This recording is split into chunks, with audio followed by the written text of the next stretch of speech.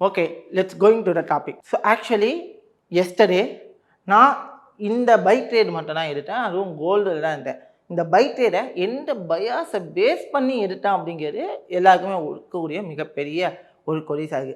ஓப்பனாக சொல்கிறேன், நான் வேறு பெரிய ஸ்ட்ராட்டஜி பெரிய விஷயம்லாம் போல, சிம்பிளாக மார்க்கெட் ஸ்ட்ரக்சர் தான்.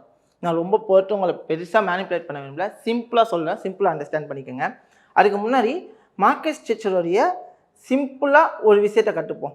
ஒரு மார்க்கெட் அப்படிங்கிறது எப்படி இருக்கும் அப்படின்னா, ஒன்று அப் ட்ரெண்டாக இருக்கும், ஓகேவா?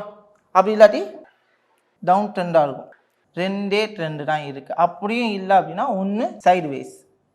சைட்வேஸ்னால் என்னன்னு சொல்லுவோம்? ரேஞ்சிங் மார்க்கெட் அப்படின்னு சொல்லுவோம், ஓகேவா? இப்போது அப் ட்ரெண்டை பொறுத்த வரைக்கும் எனக்கு என்ன தேவை அப்படின்னா ஸ்விங் லோஸ். டவுன் ட்ரெண்டை பொறுத்த வரைக்கும் எனக்கு என்ன தேவை அப்படின்னா ஸ்விங் ஹைஸ்.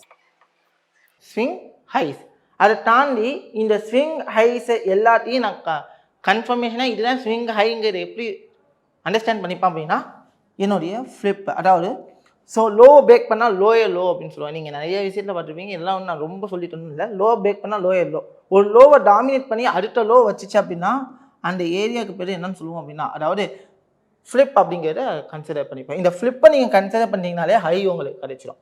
நெக்ஸ்ட் திங், அடுத்த ஃப்ளிப்பு வந்துச்சு அப்படின்னா எனக்கு ஹை கிடைச்சிடும். அடுத்த ஃப்ளிப் வந்துச்சு அப்படின்னா அடுத்த ஹை கிடைச்சிடும். ஸோ ட்ரெண்டுக்கு ஈக்குவலான மூமெண்டம் எல்லான்னு சொல்லுவோம் அப்படின்னா இம்பல்ஸ் அப்படின்னு சொல்லுவோம். ட்ரெண்டுக்கு ஈக்குவலான மூமெண்டம், ஒரு டவுன் ட்ரெண்ட் மார்க்கெட்டோட டவுன் ட்ரெண்டுக்கான ஈக்குவலான மூமெண்டம் எல்லாத்தையுமே இம்பல்ஸ் சொல்லுவோம். அப் ட்ரெண்ட் மார்க்கெட்டில் ஹையை பிரேக் பண்ணி ஹையை பிரேக் பண்ணி என்ன பண்ணியிருக்கு, ஹை வச்சிருக்கு. அந்த இடத்துல என்ன நடந்திருக்கு, ஃப்ளிப்பு நடந்திருக்கு. அப்போ எனக்கு என்ன கிடைச்சிருக்கு, ஸ்விங் லோ கிடைச்சிருக்கு. ஸோ ஹையை பிரேக் பண்ணி ஹை வச்சிருக்கப்போ எனக்கு ஃப்ளிப்புங்கிற ஒரு ஆப்ஷன் நடந்திருக்கு, லோ ஆச்சு. இந்த மூமெண்டம் என்னன்னு சொல்லுவோம், அப் ட்ரெண்டுக்கு ஈக்குவலான மூமெண்டம் இம்பல்ஸ்ன்னு சொல்லுவோம். ஸோ ஃப்ளிப் அப்படிங்கிற ஒரு விஷயம் ஹையை பிரேக் பண்ணி ஹை நடந்திருக்கு. இந்த இடத்துல ஃப்ளிப்னு ஒரு விஷயம் நடந்ததுனால இந்த மூமெண்டம் இம்பல்ஸ்ன்னு